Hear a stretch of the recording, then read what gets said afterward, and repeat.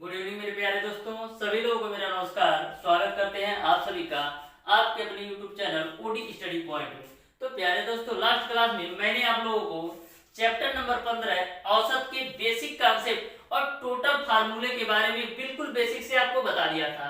आज की क्लास में मैं आप लोगों को सॉल्व करवाऊंगा इस चैप्टर के क्वेश्चन को। जो स्टार्ट करते हैं आज की क्लास को, देखते हैं क्वेश्चन नंबर 1। क्वेश्चन नंबर 1 आपका है 1 का स्क्वायर, 3 का स्क्वायर, 5 का स्क्वायर, 7 का स्क्वायर, 8 का स्क्वायर, उसके बाद से 11 का स्क्वायर, अर्थात 11 तक की विषम संख्याओं के वर्गों का औसत क्या होगा।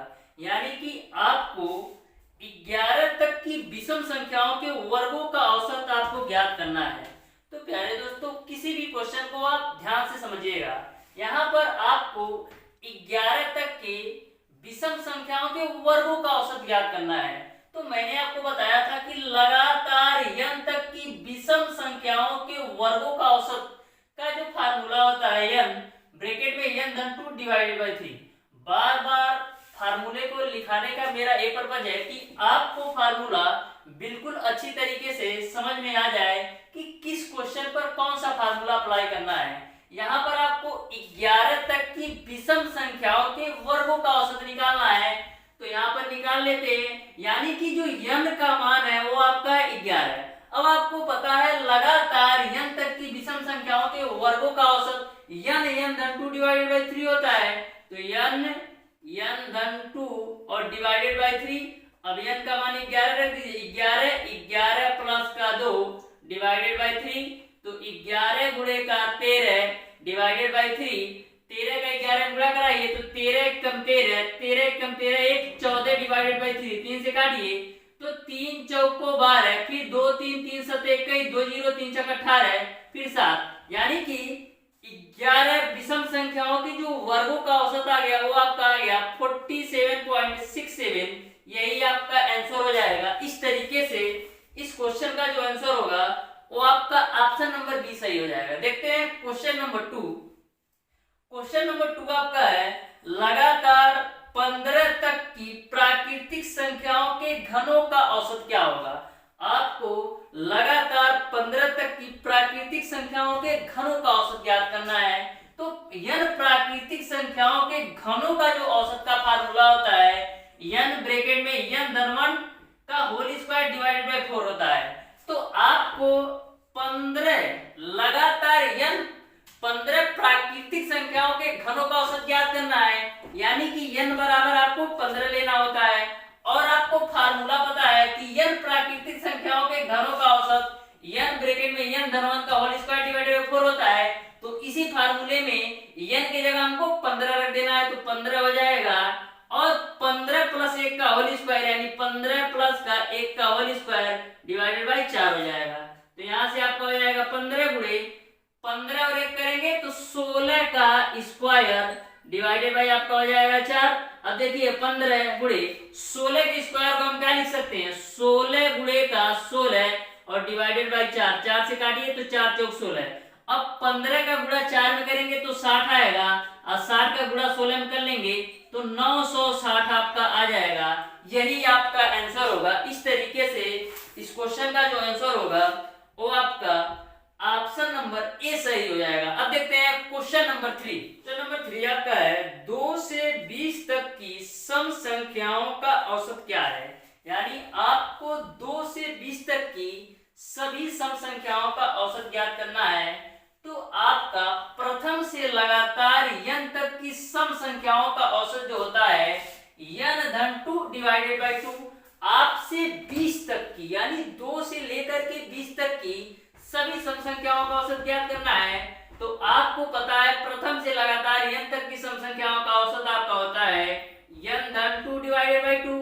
आपको 20 तक लेना है यानी n का मान 20 लेना है। तो यहाँ पर 20 धन का 2 डिवाइडेड बाई 2 यानी कि 22/2 आपका हो जाएगा। यानी कि 11 आपका आंसर हो जाएगा। इस तरीके से इस क्वेश्चन का जो आंसर होगा वो आपका ऑप्शन नंबर ए सही हो जाएगा। Question number 4। क्वेश्चन नंबर 4 आपका है 1 से 15 तक की विषम संख्याओं का औसत क्या होगा। 1 से 15 तक की विषम संख्याओं का औसत क्या होगा? तो आपको पता है कि प्रथम से लगातार n तक की विषम संख्याओं का औसत n धन 1 डिवाइडेड बाई 2 होता है। आपको 15 तक लेना है, यानी कि क्वेश्चन नंबर 4 में n का मान आपको लेना है 15 और आपको पता है कि प्रथम से लगातार n तक की विषम संख्याओं का औसत n धन 1 डिवाइडेड बाई 2 होता है, यानी n की जगह 15 रखेंगे तो 15 प्लस का 1 डिवाइडेड बाई 2 यानी 16 डिवाइडेड बाई 2 यानी कि 8 आपका आंसर हो जाएगा। इस तरीके से इस क्वेश्चन का जो आंसर होगा वो आपका ऑप्शन नंबर बी सही हो जाएगा। इस तरीके से प्यारे दोस्तों आप देख सकते हैं, यदि आपको बेसिक से या फार्मूले आपको पता है तो प्रत्येक क्वेश्चन को आप 2 से 3 सेकंड के अंदर सॉल्व कर सकते हैं। अब देखते हैं क्वेश्चन नंबर 5। क्वेश्चन नंबर 5 आपका है प्रथम लगातार 11 विषम संख्याओं का औसत क्या होगा। तो क्वेश्चन नंबर 4 और क्वेश्चन नंबर 5 में अंतर समझिएगा। आपसे क्वेश्चन नंबर 4 में 1 से 15 तक पूछा गया था, इसमें पूछा गया है प्रथम लगातार 11 विषम संख्याओं का औसत क्या होगा। जब आपसे प्रथम लगातार n विषम संख्याओं का औसत पूछे तो केवल और केवल n होगा, और जब प्रथम लगातार n तक पूछे तो आपका n धन 1 डिवाइडेड बाई 2 होगा। तो ध्यान में रखिएगा, जब भी प्रथम से लगातार n तक बोल दे तो आपको n धन 1 डिवाइडेड बाई 2 लगाना है। जब आपको प्रथम लगातार n विषम संख्याओं का औसत केवल पूछे, यानी कि बीच में तक ना आए, तो केवल और केवल n आपको यूज करना है। तो क्वेश्चन नंबर 5 में आपको 11 विषम संख्याओं का औसत ज्ञात करना है।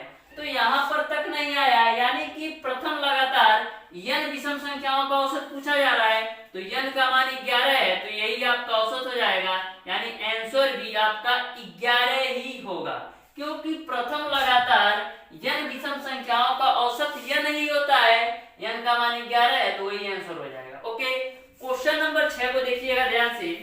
क्वेश्चन नंबर 6 आपका है प्रथम लगातार 25 पूर्ण संख्याओं का औसत क्या होगा। प्रथम लगातार 25 पूर्ण संख्याओं का औसत क्या होगा। तो आपको पता है कि प्रथम लगातार n पूर्ण संख्याओं का औसत n-1 डिवाइडेड बाई 2 होता है। आपको 25 पूर्ण संख्याओं का औसत निकालना है, यानी n का मान आपको 25 लेना है क्वेश्चन नंबर 6 में। तो आपको पता है कि इसका फार्मूला होता है n-1 डिवाइडेड बाई 2, n का मान 25 रखिए, माइनस का 1 डिवाइडेड बाई 2, यानी कि 24 डिवाइडेड बाई 2 करेंगे तो 12 आपका आंसर हो जाएगा। एक बात और ध्यान से समझ लीजिएगा, यहाँ पर प्रथम लगातार n पूर्ण संख्याओं का औसत n-1 डिवाइडेड बाई 2 होता है, लेकिन यहीं पर यदि ये बोला जाता कि प्रथम लगातार n तक बोला जाता तो केवल और केवल n बाई 2 होता है। तो इन चीजों को, छोटी छोटी चीजों को आप ध्यान में रखिएगा। जब n पूर्ण संख्याओं का औसत पूछेगा तो n-1 डिवाइडेड 2 होगा, लेकिन यहीं पर n तक कर दिया तो केवल n बाई 2 होता है। क्वेश्चन नंबर 7 को ध्यान से समझिएगा। बोला है कि 2 का स्क्वायर, 4 का स्क्वायर, 6 का स्क्वायर, 8 का स्क्वायर, 10 का स्क्वायर, 12 का स्क्वायर, अर्थात लगातार 6 सम संख्याओं के वर्गों का औसत क्या होगा। केवल और केवल आपको 6 सम संख्याओं के वर्गों का औसत निकालना है, यानी कि क्वेश्चन नंबर 7 में आपको n का मान 6 लेना है। अब मैंने आपको बताया था कि लगातार n सम संख्याओं के वर्गों का जो औसत होता है 2 ब्रैकेट में n धन 1, दूसरे ब्रैकेट में 2n धन 1 डिवाइडेड बाई 3 होता है। तो इसी फार्मूले में आपको n का मान 6 रख देना है। तो फार्मूला आपका क्या होता है 2n धन 1 डिवाइडेड बाई 3। तो यहाँ पर आपका हो जाएगा 2, n का मान 6 और 1 हो जाएगा 7, n का मान 2 रखेंगे तो 6 दूना 12, 1 13 बट्टे का आपका हो जाएगा 3। अब देखिएगा, इसको मल्टीप्लाई कर लीजिए, 2 सत्ते 14 उड़े 13 बट्टे का 3, तो 13 चौक को 52 को 2, हासिल बचे 5, 13 के 13 5, 18 डिवाइडेड बाई 3, 3 छक 18, 2 बचेगा 0 उतरेगा, फिर 3 छक 18, यानी 16.6 आपका होगा। इस तरीके से इस क्वेश्चन का जो आंसर होगा वो आपका ऑप्शन नंबर बी सही हो जाएगा। अब देखते हैं क्वेश्चन नंबर 8। क्वेश्चन नंबर 8 आपका है 3 संख्याओं में से दूसरी संख्या पहली की दोगुनी है तथा तीसरी संख्या 3 गुनी है। यदि तीनों संख्याओं का औसत 44, तो पहली और तीसरी संख्याओं अंतर क्या होगा यह आपको ज्ञात करना है। तो सबसे पहले इस क्वेश्चन को, लैंग्वेज को आप समझिएगा कि क्वेश्चन में आपको क्या पूछा जा रहा है और इस क्वेश्चन को कैसे सॉल्व करना है। तो बोला गया है कि तीन संख्याओं में से जो दूसरी संख्या, तो सबसे पहले मैं तीन संख्या में मान लेता हूं, पहली संख्या, दूसरी संख्या, ये रही आपकी तीसरी संख्या। बोला है कि तीन संख्याओं में से दूसरी संख्या जो है पहली की दोगुनी है, जो ये दूसरी संख्या है पहली की दोगुनी है। तो मैं मान लेता हूं कि दूसरी संख्या ए आपका है 2x, पहली की दोगुनी यानी कि पहली यदि x होगा तभी दूसरी संख्या दोगुना होगा। फिर आगे बोला गया है तथा तीसरी संख्या 3 गुनी है, यानी कि जो तीसरी संख्या है इस दूसरी संख्या यानी तीसरी संख्या से 3 गुनी है दूसरी संख्या। तो ध्यान से समझिएगा, मैं क्या करता हूं, इस संख्या को मैं मान लेता हूं, इस संख्या को मैं मान लेता हूं, इस संख्या को यदि मैं मान लेता हूं 3x, इसको यदि मैं मान लेता हूं 3x और इसको मैं मान लेता हूं 6x और इसको मान लेता हूं 2x, तो देखिएगा आपके जो क्वेश्चन के अनुसार बोला गया सेटिस्फाई हो गया, क्योंकि बोला गया है जो दूसरी संख्या है पहली की दोगुनी, तो 3x का दोगुना 6x भी हो जाएगा, और जो तीसरी संख्या है या यह कह सकते जो दूसरी संख्या है तीसरी संख्या की 3 गुनी, तो देखिएगा 2 3 6 भी हो रहा है। तो ऐसे आपको माइंड में सेटअप करना है कि कैसे माने कि क्वेश्चन के अनुसार हमारा एक सीक्वेंस में बैठ जाए। तो जो दूसरी संख्या है पहली की दोगुनी हो गया और दूसरी ही संख्या तीसरी संख्या की 3 गुनी हो गया। इनका जो औसत है वो आपको 44 दे रखा है। तो मैंने आपको बताया था क्या, संख्याओं का योग बराबर क्या होता है, औसत गुणे संख्याओं की संख्या। तो यहाँ पर इस क्वेश्चन में आपको दे रखा है संख्याओं का औसत 44। तो पहले एवरेज यानी कि औसत बराबर क्या होता है, संख्याओं का योग, संख्याओं का योग डिवाइडेड बाय होता है संख्याओं की संख्या, संख्याओं की संख्या। तो यहाँ पर एवरेज जो तीनों संख्याओं का दिया गया वो आपका दिया गया है 44। संख्याओं का योग यानी 3x plus 6x plus 2x, तो 3x प्लस का 6x प्लस का 2x बट्टे संख्याओं की संख्या, कितनी संख्या 1 2 3, तो यहाँ पर 3 रख देना है। तो यहाँ से आपका हो जाएगा 44 बराबर 6 3 9 2 11x बट्टे का 3, 11 से काटेंगे तो 4 बार कटेगा, तो x का मान कितना आ जाएगा, x का मान आपका आ जाएगा 12, x का मान आपका 12 आ जाएगा। तो पहली संख्या कितना हो जाएगा 12 गुणे 3 36, दूसरी संख्या कितना हो जाएगा 12 गुणे 6 यानी 72, तीसरी संख्या कितनी हो जाएगी 12 गुणे 2 यानी कि 24। यहाँ तक आपको क्लियर है। फिर क्वेश्चन में आपसे पूछा जा रहा है कि पहली और तीसरी संख्या का अंतर होगा, पहली और तीसरी संख्या का अंतर निकालना है। तो पहली और तीसरी संख्या का अंतर निकालना है। तो पहली संख्या आपका 36 है, तीसरी संख्या आपका 24 है, इसका अंतर निकालेंगे तो 12 आएगा, यही आपका आंसर हो जाएगा। इस तरीके से इस क्वेश्चन का जो आंसर होगा वो आपका ऑप्शन नंबर सी सही हो जाएगा। अब देखते हैं क्वेश्चन नंबर 9। क्वेश्चन नंबर 9 आपका है ए बी तथा सी का औसत भार 45 किग्रा है। यदि ए और बी का औसत भार 40 किग्रा तथा बी और सी का 43 किग्रा हो तो बी का भार होगा, यह आपसे पूछा जा रहा है। तो ध्यान से इस क्वेश्चन को समझिएगा। ए बी सी का औसत भार 45 किग्रा है। तो मैंने आपको बताया था कि संख्याओं का जो योग होता है औसत गुणे संख्याओं की संख्या होता है, आपका होता है संख्याओं का योग बराबर आपका फार्मूला क्या होता है, संख्याओं का योग बराबर आपका होता है औसत गुणे संख्याओं की संख्या, संख्याओं की संख्या। तो इसी सिंबल से फार्मूले पर यह आपका क्वेश्चन लगने वाला है। तो सबसे पहले संख्याओं का योग, तीन संख्या है ए बी सी, यानी संख्याओं का योग क्या होगा ए प्लस बी प्लस सी बराबर क्या होगा औसत गुणे संख्याओं की संख्या। जो ए बी सी का औसत भार दे रखा है वो आपको दे रखा है 45। संख्याओं की संख्या कितनी है ए बी सी, यानी 1 2 3 संख्या है तो गुणे का 3 कर देंगे तो 135 हो जाएगा। यानी कि ए बी सी का जो भार का योग है 135 किग्रा है। फिर आगे बोला गया ए और बी का औसत भार 40 किग्रा, यानी ए बी का औसत भार 40 किग्रा है, तो ए बी का योग कितना आएगा, ए बी का योग जो आएगा वह संख्याओं की संख्या गुणे औसत। तो यहाँ पर ए बी का जो औसत भार दे रखा है वो आपको दे रखा है 40 और संख्याओं की संख्या कितनी है, 1 और 1 2, तो 40 गुणे 2 कितना हो जाएगा 80, यानी ए बी का जो भार का योग है वो 80 आ गया। फिर आगे बोला गया बी और सी का भार जो है 43 किग्रा है, यानी कि बी और सी का भारों का योग निकाल लीजिए। तो भारों का योग निकालने के लिए करेंगे क्या, औसत गुणे संख्याओं की संख्या। तो यहाँ पर बी और सी का औसत 43 दिया है और संख्याओं की संख्या 2 ही है, यानी कि 86 आ गया। आपको बी का भार निकालना है, बी का भार निकालना है, तो ध्यान से देखिएगा। मैं क्या करता हूं, ए बी के योग को इसमें यदि मैं रखूंगा तो सी का मान निकलेगा। तो क्या करेंगे, a प्लस बी बराबर आपका है 80, इसको आप मान लीजिए समीकरण नंबर 1, इसको आप मान लीजिए 2, इसको आप मान लीजिए 3।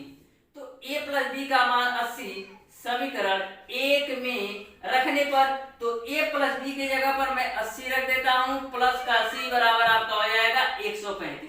तो यहां से आपको c का मान निकल जाएगा। 135 में से 80 घटाएंगे तो आपको मिलेगा 55, यानी जो C का भार है वो आपको मिलेगा 55। आपको निकालना है B का मान। तो देखिएगा यदि मैं C का मान समीकरण नंबर B में रख देता हूं तो हमारा B का मान निकल जाएगा। तो लिखेंगे C बराबर 55 समीकरण 2 में, तो C बराबर 55 समीकरण 2 में रखिए, तो B प्लस C की जगह 55 बराबर 86, तो B का मान कितना निकल जाएगा, B का मान निकल जाएगा 31। यही आपका आंसर हो जाएगा। इस तरीके से इस क्वेश्चन का जो आंसर होगा वो आपका ऑप्शन नंबर डी सही हो जाएगा। अब देखते हैं क्वेश्चन नंबर 10। क्वेश्चन नंबर 10 आपका है प्रथम लगातार 10 सम संख्याओं का औसत क्या होगा। तो क्वेश्चन में पूछा गया है कि प्रथम लगातार 10 सम संख्याओं का औसत क्या होगा, जबकि यहाँ पर आपका फार्मूला है प्रथम से लगातार n तक की सम संख्याओं का औसत। आपको केवल n सम संख्याओं का औसत निकालना है। तो जो केवल n सम संख्याओं का औसत होता है वो केवल आपका n धन 1 होता है। ध्यान में रखिएगा, जब आपसे पूछे प्रथम लगातार n सम संख्याओं का औसत तो केवल n धन 1 होता है। जब एक पूछे प्रथम से लगातार n तक पूछे तो n धन 2 डिवाइडेड बाय 2 होता है। तो आपको क्वेश्चन नंबर 10 में प्रथम लगातार 10 सम संख्याओं का औसत यानी n बराबर आपको 10 लेना है। आपको पता है प्रथम लगातार n सम संख्याओं का औसत n धन होता है, तो n का मान 10 प्लस का 1 कर दीजिए तो 11 आपका आंसर हो जाएगा। इस तरीके से आपका ऑप्शन नंबर डी सही हो जाएगा। क्वेश्चन नंबर 11 को समझिएगा, 0 से 25 तक की पूर्ण संख्याओं का औसत, 0 से 25 तक की पूर्ण संख्याओं का औसत।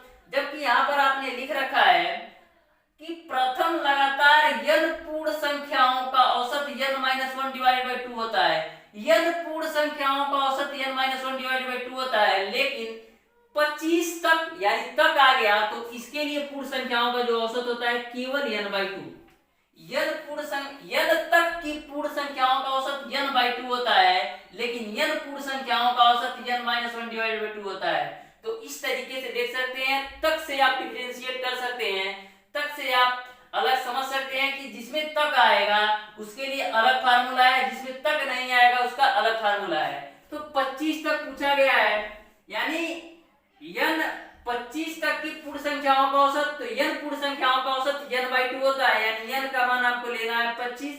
तो 25 और बट्टे का 2 करेंगे तो 12.5 आपका आंसर आ जाएगा। इस तरीके से आपका ऑप्शन नंबर सी सही हो जाएगा। क्वेश्चन नंबर 12 आपका है 1 का स्क्वायर, 2 का स्क्वायर, 3 का स्क्वायर, 4 का स्क्वायर, 5 का स्क्वायर, अर्थात लगातार 5 तक की प्राकृतिक संख्याओं के वर्गों का औसत क्या होगा। 5 तक की प्राकृतिक संख्याओं के वर्गों का औसत क्या होगा। तो आपने पढ़ रखा है n तक की प्राकृतिक संख्याओं के वर्गों का औसत का जो फार्मूला होता है n-1 ब्रैकेट में 2n-1 डिवाइडेड बाय 6 होता है।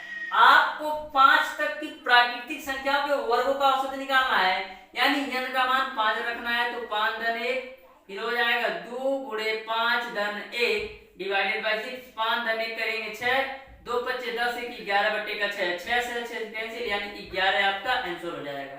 यानी कि 5 तक की प्राकृतिक संख्याओं के जो वर्गों का औसत आपका आ गया, वो आपका आ गया 11, यानी कि आपका ऑप्शन नंबर सी सही हो जाएगा। क्वेश्चन नंबर 13 आपका है 1 का क्यूब, 2 का क्यूब, 3 का क्यूब, 4 का क्यूब, 5 का क्यूब, अर्थात लगातार 5 तक की प्राकृतिक संख्याओं के घनों का औसत।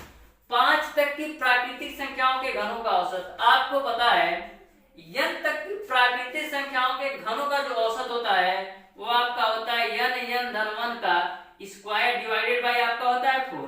आपको 5 तक की प्राकृतिक संख्याओं के घनों का औसत निकालना है, यानी n की जगह 5 रखना है, तो 5 फिर 5 प्लस 1 का स्क्वायर डिवाइडेड बाय 4, तो 5 हो जाएगा। 5 और 1 जोड़ेंगे 6, 6 का स्क्वायर करेंगे आपका होगा 36 डिवाइडेड बाय कर दीजिए 4, 4 9 36, 9 का 5 में गुणा करेंगे तो 45, यही आपका आंसर हो जाएगा। इस तरीके से आपका ऑप्शन नंबर बी सही हो जाएगा। अब देखते हैं क्वेश्चन नंबर 14। क्वेश्चन नंबर 14 आपका है एक विद्यार्थी साइकिल द्वारा घर से विद्यालय 12 किलोमीटर प्रति घंटा की चाल से तथा पुनः सीधे 10 किलोमीटर प्रति घंटा की चाल से घर आता है, तो बताएं कि विद्यार्थी की औसत चाल क्या है। तो मैंने आपको बताया था कि जब दूरी समान हो तो औसत चाल बराबर आपका होता है, औसत चाल बराबर आपका होता है 2xy डिवाइडेड बाय x धन y। यह फार्मूला कब अप्लाई होता है? जब दूरी समान हो। बोला जा रहा है कि एक विद्यार्थी घर से स्कूल जाता है, फिर स्कूल से घर जाता है, स्कूल से घर आता है, यानी कि जो दूरी है समान ली गई है। जाते समय इसका जो स्पीड है 12 किलोमीटर प्रति घंटा और आते समय 10 किलोमीटर प्रति घंटा, यानी कि आपको x का मान 12 किलोमीटर प्रति आवर लेना है, y का मान 10 किलोमीटर प्रति आवर लेना है। तो रख दीजिए, तो 2x का मान 12, y का मान 10 डिवाइडेड बाई 12 प्लस का 10, तो यहाँ से आपका 2 का गुणा 12 में करेंगे तो 24, 24 का गुणा 10 में करेंगे तो 240, अब 12 10 आपका हो जाएगा 22, 2 से काटिए 2 एकम 2, 2 दूना 4 0, फिर 2 11 22, यानी 120 बटे का 11। इसको सॉल्व करेंगे तो 11 सही 10 बटे का आपका 10 हो जाएगा, यही आपका आंसर हो जाएगा। यानी कि 11 सही 10 बटे 11 आपका औसत चाल हो जाए, सॉरी 10 सही 10 बटा 11 होगा। 11 दही हम 110 और 10 जोड़ेंगे 120 बटा 11, यही आपका आंसर होगा। इस तरीके से इस क्वेश्चन का जो आंसर होगा वो आपका ऑप्शन नंबर सी सही हो जाएगा। अब देखते हैं क्वेश्चन नंबर 15। क्वेश्चन नंबर 15 आपका है एक परिवार में सोमवार से गुरुवार तक का औसत पानी 136.5 लीटर लगता है तथा मंगलवार से शुक्रवार तक का औसत पानी 134 लीटर लगता है। यदि सोमवार को 132.5 लीटर पानी लगता है तो शुक्रवार को कितने लीटर पानी लगता है, यह आपको ज्ञात करना है। तो इस क्वेश्चन को सॉल्व कीजिएगा। यह क्वेश्चन नंबर 9 की तरह है, तो इस क्वेश्चन को सॉल्व कीजिएगा। इसके अलावा 5 क्वेश्चन मैं होमवर्क का भी दूंगा। अब देखते हैं क्वेश्चन नंबर 16। क्वेश्चन नंबर 16 आपका है यदि रुपया 120 प्रति कुर्सी की दर से 20 कुर्सियां, रुपया 130 की दर से 15 कुर्सियां तथा 150 की दर से 25 कुर्सियां खरीदी गई, तो प्रति कुर्सी का औसत मूल्य क्या होगा। तो ध्यान से क्वेश्चन नंबर 16 को समझिएगा। सबसे पहले बोला गया है कि 120 रुपया प्रति कुर्सी की दर से 20 कुर्सियां, यानी कि 120 कुर्सियां, 120 रुपया एक कुर्सी के हिसाब से यह लेता है 20 कुर्सियां, तो 120 गुणे 20 कर दीजिए तो हो जाएगा आपका 12 दूना 24 00। उसके बाद से बोला गया है कि 130 की दर से 15 कुर्सियां, यानी कि 130 की दर से 15 कुर्सियां लेता है, तो इसका भी गुणा कर दीजिए तो आपका हो जाएगा 0, 15 या 45, 4 बचे, 15 कम 15 4 19। फिर आगे बोला गया है कि 150 की दर से 25 कुर्सियां, 150 की दर से 25 कुर्सियां, तो एक 0 होगा, 25 बच्चे 125 को 5, फिर हासिल बचे 12, 25 से कम 25 और 12 कितना होगा, 25 और 12 आपका हो जाएगा 2750। देखिएगा 0 हो जाएगा, फिर 25 बच्चे 125 को 5, फिर 25 से कम 25 और 25 में 12 जोड़ेंगे तो आपका हो जाएगा 3750। तो इस तरीके से मैंने सबका मल्टीप्लाई कर लिया। बोला जा रहा है कि तो प्रति कुर्सी का औसत मूल्य क्या होगा। तो सबसे पहले आप ये देखिए कितनी कुर्सियां ली गई हैं। 20 कुर्सी यहाँ से, 120 प्रति कुर्सी वाला 20 कुर्सी, 130 वाला 15 और 150 वाला 25, यानी कि 20 15 कितना होगा 35 और 25 आपका हो जाएगा 60। यानी कि जो टोटल कुर्सियां हैं, जो टोटल आपके चेयर हैं, वो आपके हो गए 60। अब आपको औसत निकालना है। तो औसत बराबर क्या होता है, कुल संख्याओं का योग। तो यही आपकी संख्या है, इनका योग कर लीजिए डिवाइडेड बाय कुर्सियों की संख्या।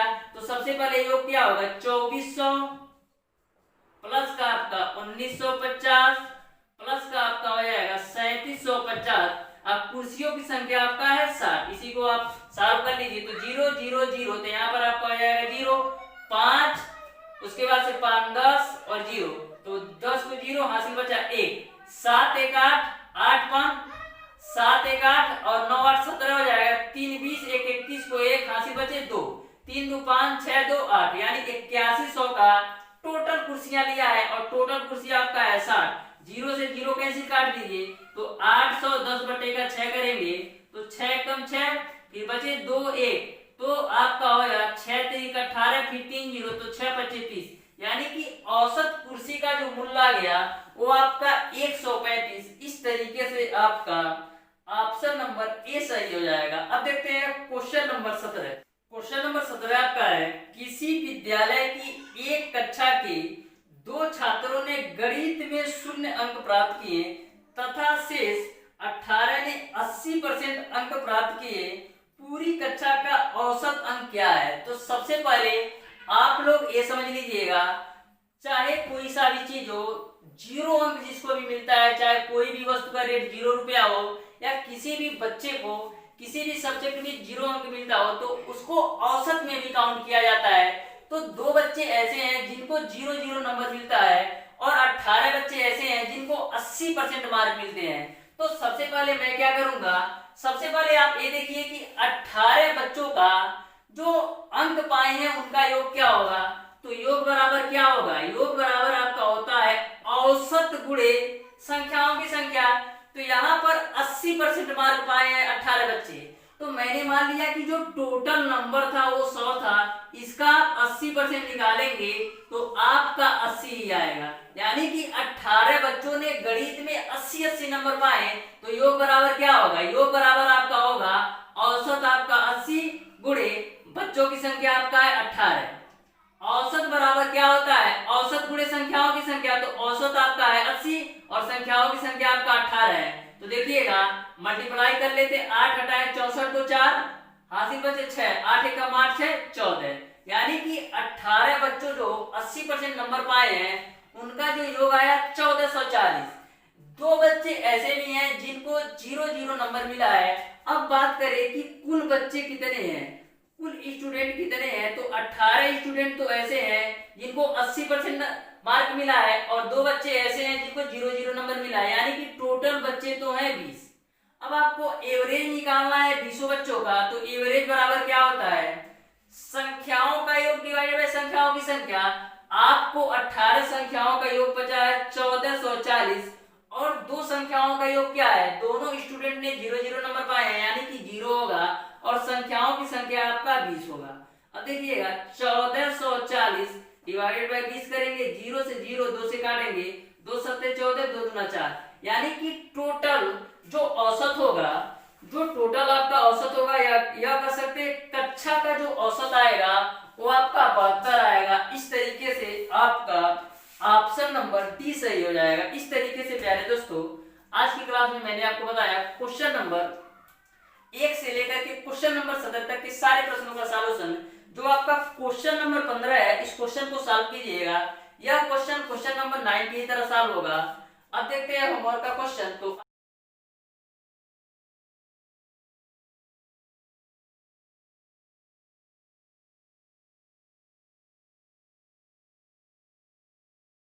आज की क्लास को यहीं तक रखते हैं। यदि वीडियो पसंद आया हो तो ज्यादा से ज्यादा लाइक कीजिएगा, अपने दोस्तों में शेयर कीजिएगा और जिन लोगों ने अभी तक हमारे चैनल ओटी स्टडी पॉइंट को सब्सक्राइब नहीं किया सब्सक्राइब कर लें।